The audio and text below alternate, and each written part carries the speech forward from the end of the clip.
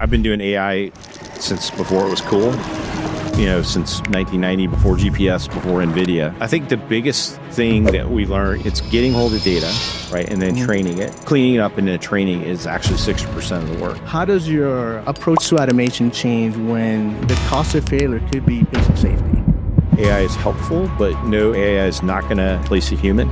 Todd Merrill is a veteran software executive, founder, and fractional CTO who's led cloud-driven SaaS growth across startups, enterprises, and private equity. Train ML models to listen to people talking in an interview. Answer was hire more women than men. And then we all kind of looked at each other and went, oh man, this thing has bias in it. What do you look for when you're making a decision into potentially investing into a company or into a product? Maybe we shouldn't be looking at product. Maybe we shouldn't be backing.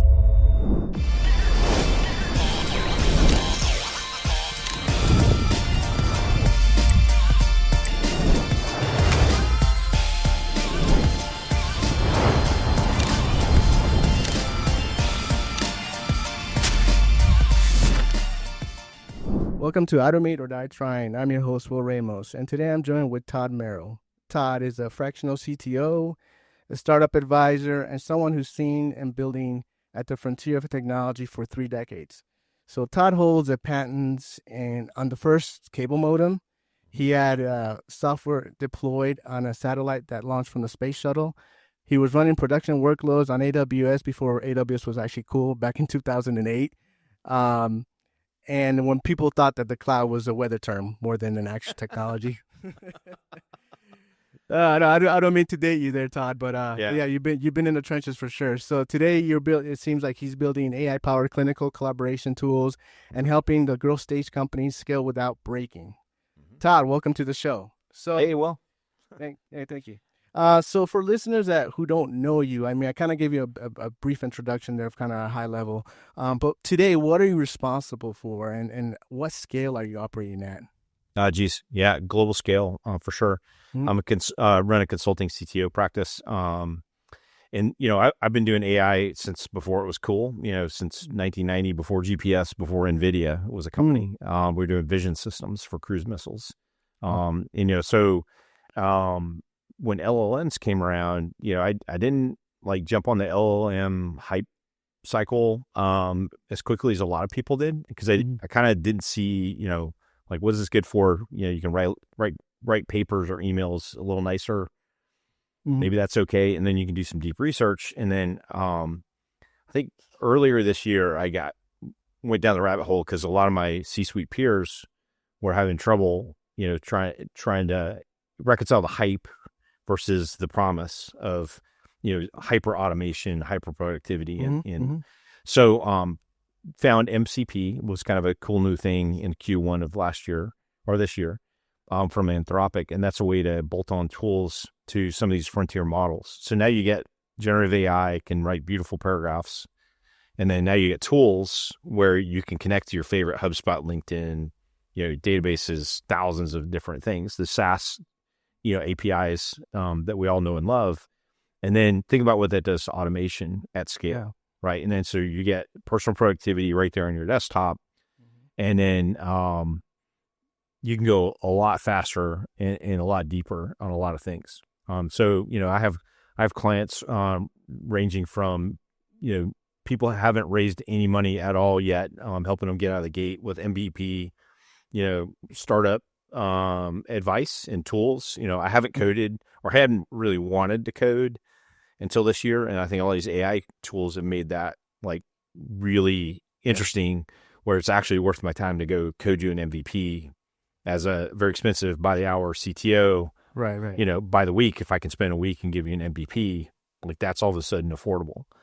So a lot of the economics are changing. And then I have clients that are, Fortune level, international conglomerates, and everybody's got the same problems, right? How do we get these new tools under control and apply them so that you can go faster with more, do more with the same resources? Right. So take me back. So, right, you started in embedded system, cable modems, telecom gear, satellites. So how did your early work shape how you think about building reliable, secure systems. Reliable, secure systems. Yeah. So, and I started, I do have a deep cybersecurity background, and that doesn't always come out because, we don't like to talk about Fight Club, but,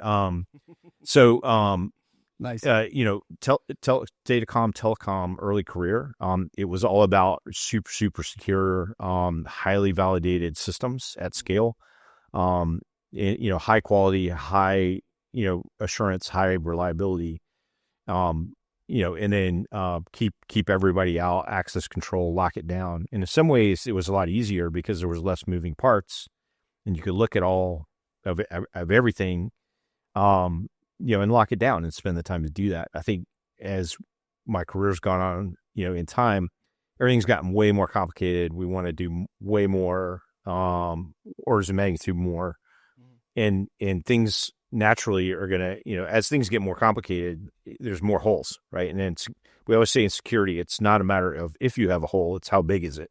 Exactly. And it's about kind of reducing it. It's a challenging time. Anytime you have disruptive technology that comes in, it's a challenge. You have to have a reaction to that. No, absolutely. So when you were, I'm going to take you a little bit way back in your career, when you were at higher IQ and Corridor, right? What was the biggest challenge modernizing any kind of legacy systems and bringing them up to par to new technologies? Yeah, it's always change management, so like Higher IQ is a great example. It was a startup that had started, kind of gotten a little sideways with a new investor that came in and had a different direction they wanted to take the company. There's kind of a chaotic split that happened. And then I was part of a management team that was brought in to iron stuff out, or, get them back on track or execute a new plan. And, day one, there's just chaos everywhere, and then, so it's that we had this speech, we can do anything, but we can't do everything. Right. So exactly. put in those processes and systems to accept, hey, we can't do everything the way we used to do it. We have to be a little bit more organized about this. The change management we need to hire a new team. We need to do things a little differently. We need to get a hold of planning a little bit better, and then kind of work our way out of the ditch, so to speak. So when you're doing a turnaround like that, right, speed is essential. So how do you decide what security depth you defer versus what will kill you if you ignore it at the end of the day? Security. Yeah. So, this is the dangerous time for lots of companies because, while you're getting dosed with the fire hose and the, and the rubber hose at the same time, right. You just want everything to calm down. You need to ship production code at all costs, and we got to ship stuff so we can sell it. It's easy to ignore security. And that's when a lot of stuff comes in. I always used to look at, early embedded systems. It's really easy to hack, like everybody's baby monitor, their printer, whatever, because it's a consumer good. They're just trying to get it to market before, whatever the market window is. Yeah. And, it's an afterthought, right? And then, we'll fix that in round two. Well, round two, a lot of times doesn't come. And then, you're stuck with a lot of security holes. I think, automation is a key for that. We have a lot better tools now than we ever have. So, anything you can do to put in your stack that, watches the check-ins as they go in, you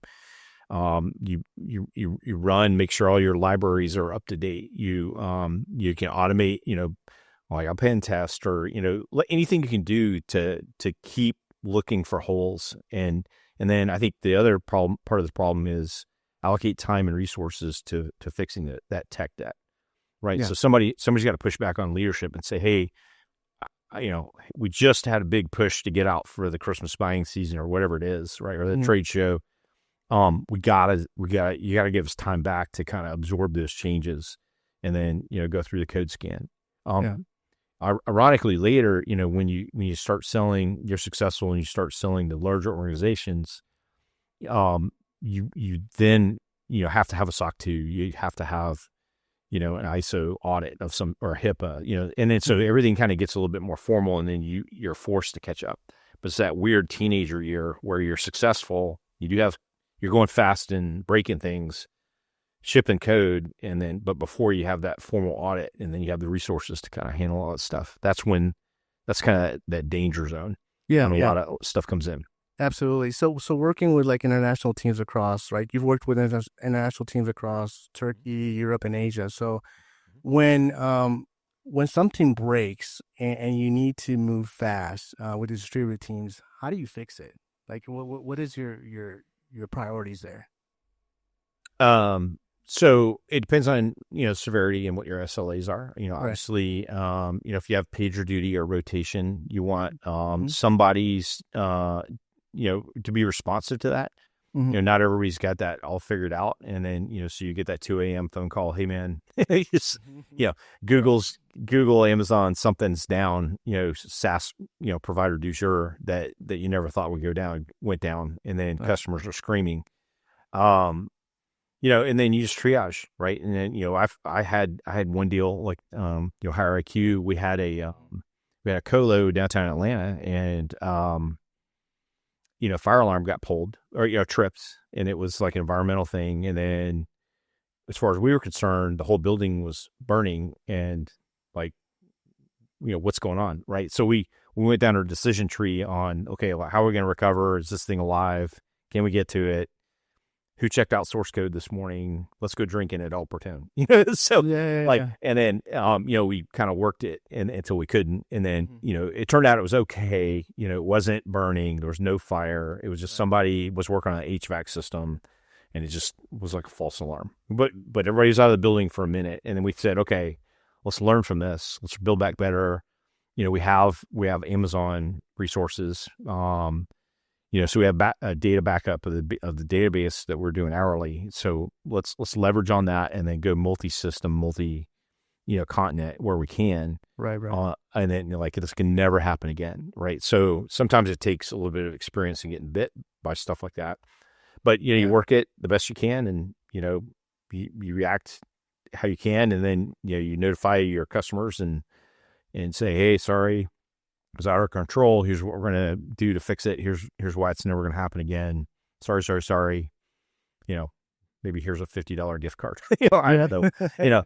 It's this Starbucks. Let me buy you a pizza. Yeah. Interesting. So let's talk a little bit about AI and automation, at scale. So it looks like you've led ML and computer vision projects, right? So food, like I think it was at Chick-fil-A's Rev Center. Food and safety detection, you use NLP for drive-through orders, right?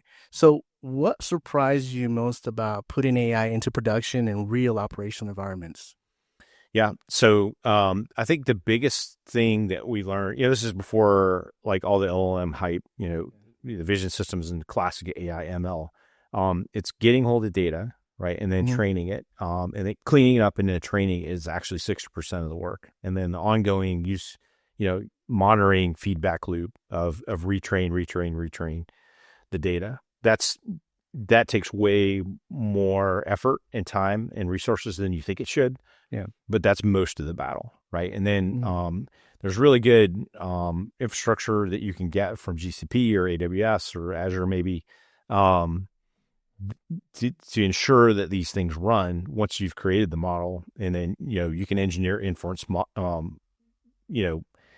pipelines and budgets and that kind of thing. And that's usually not where it breaks, right? It's usually in the creation of the model, getting the data, wrangling it, and then generating like synthetic data. Do you do that or do you not do that? And then, who's gonna label the data, and how do you know if you got it right?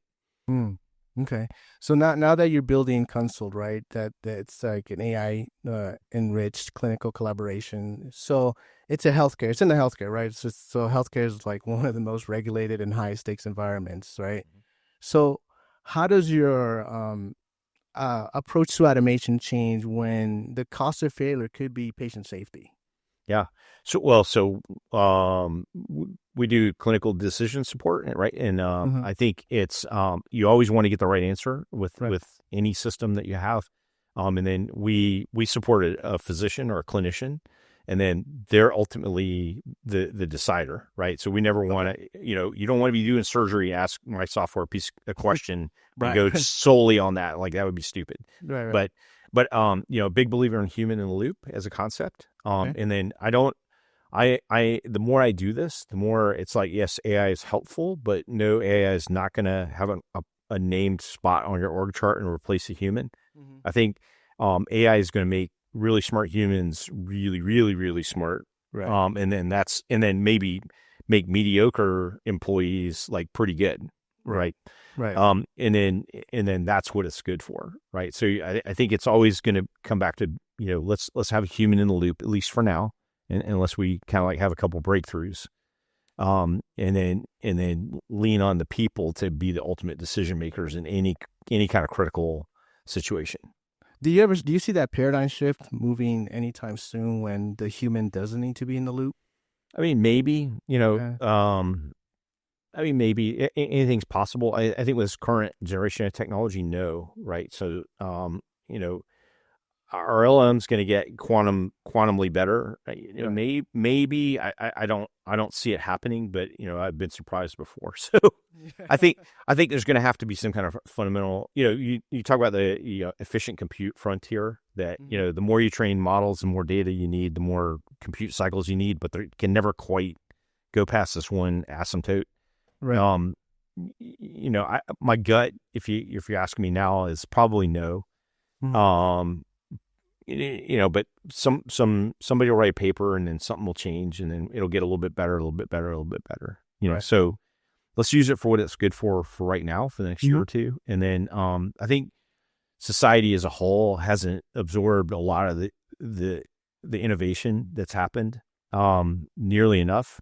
So it's just going to be a minute before we can absorb what we already have. So keep the human in the loop for a minute. It's going to make people with experience. It's going to make everybody that's an individual contributor a manager of bots or agents or whatever we're going to call them. Yeah. And then the very strategic people, it's going to make them even more powerful, right? Yeah. Absolutely. That's how I like to think about it for at least the near term. Yeah, absolutely. So it looks like you hold a pen in AI-based candidate audio scoring for hiring decisions, right? Mm-hmm. So that area is where automation meets ethics in a very public way, right? So yeah. What guardrails do you put into the systems, and what would you do differently now? Yeah. So like back then, that was in, I want to say 2013, we're doing hiring decision support for mass call center hiring. Well, so we trained, we had a bunch of PhDs and we trained ML models to listen to people talking in an interview.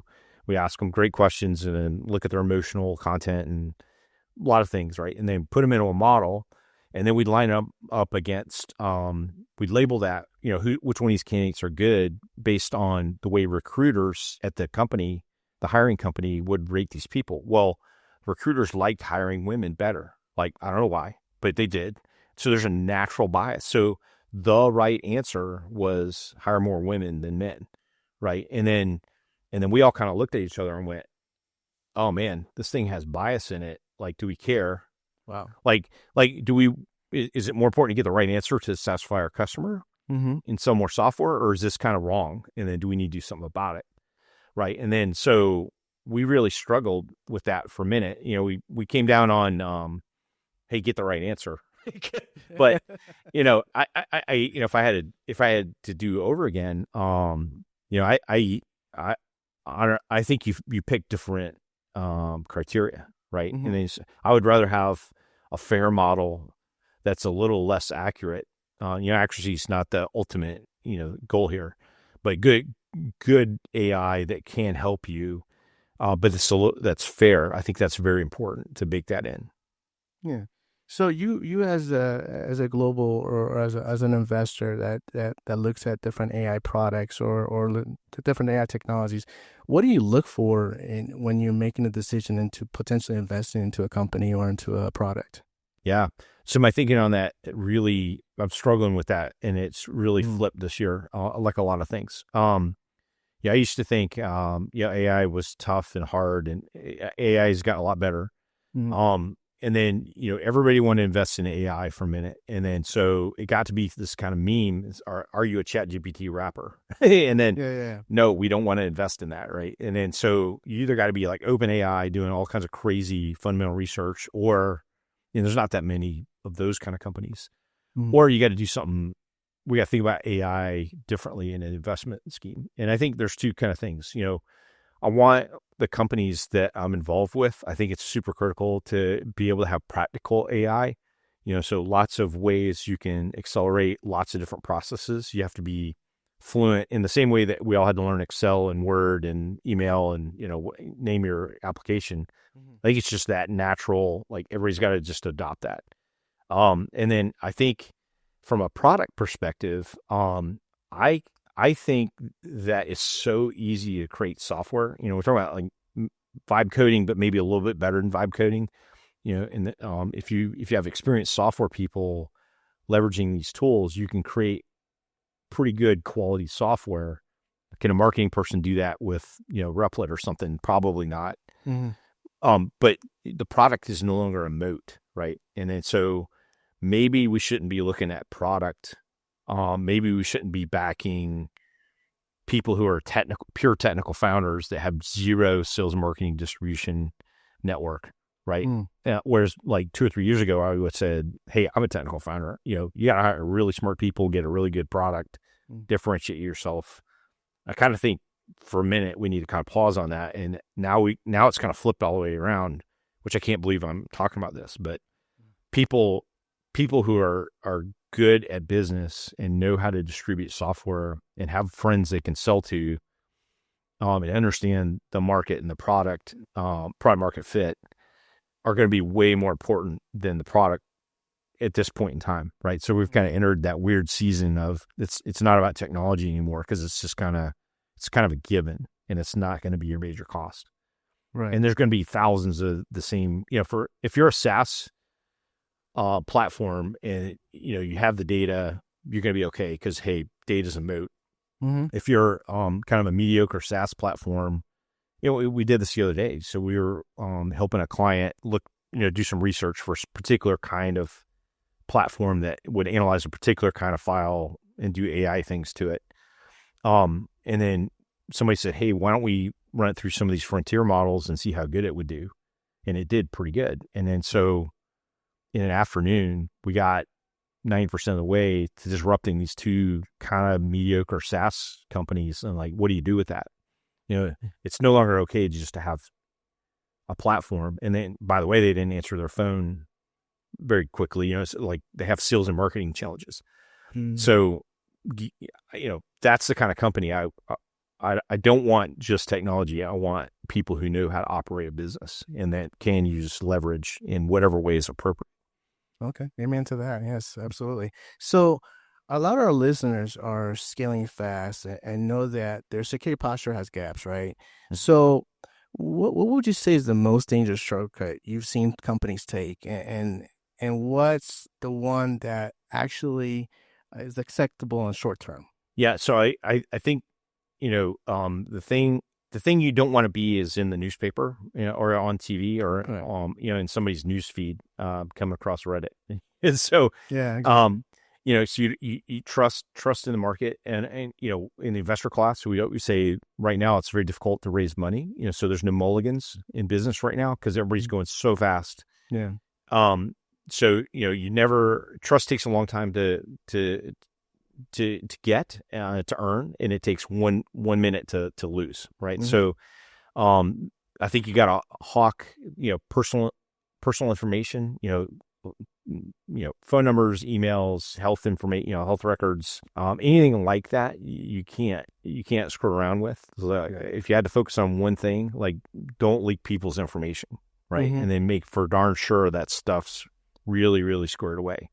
And then I think the things you can kind of leave for a minute, if you're down rev on a couple of security flaws, maybe you can live with that for a minute, and if they hack your database, what's the worst they're going to get? Make sure that database is encrypted, make sure everybody's got, multi-factor and all the good things, to access that database, make sure it's behind a firewall. And if you have, a good network infrastructure, if they hack your front end, maybe it's not the end of the world, right?